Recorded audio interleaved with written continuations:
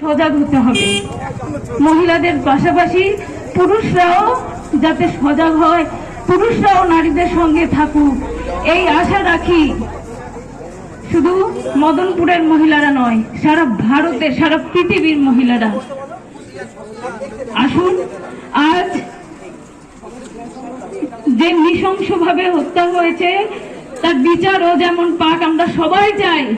অপরাধীর শাস্তি হোক, কঠোরতম শাস্তি হোক, তেমনি আর যাতে কোনো মেয়েকে এইভাবে প্রাণ হারাতে না হয় সেই প্রতিজ্ঞাও আমরা করি। আমরা মেয়েরা যেমন স্বাবলম্বী হবার চেষ্টা করব, তেমনি পুরুষদেরও আমাদের পাশে থাকতে হবে। কারণ আমরা তো পুরুষদের শত্রু নয়, আমরা তাদেরই ঘরের মেয়ে, তাদেরই মা, তাদেরই বোন।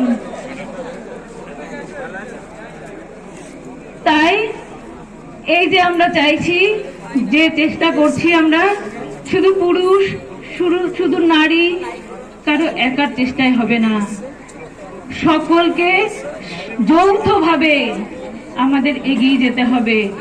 সমাজটা আমাদের। নারীর ওপর অত্যাচার হচ্ছে, পুরুষরা দেখবো, পুরুষের ওপর অত্যাচার হচ্ছে, নারীরা দেখবে, এটা নয়। সমাজটা পুরুষ এবং নারী দুটোকে নিয়েই গঠিত। পুরুষরা অত্যাচারিত হলে নারীদের কষ্ট হবে, নারীদের অত্যাচারিত হলে পুরুষদের কষ্ট হবে। তবেই না আমরা সমাজবদ্ধ জীব। আজ অপরাধীর শাস্তির যেমন আমরা প্রার্থনা করছি, আমরা সবাই একসঙ্গে চলবো, একসঙ্গে বাঁচবো, এই প্রতিজ্ঞাও করি।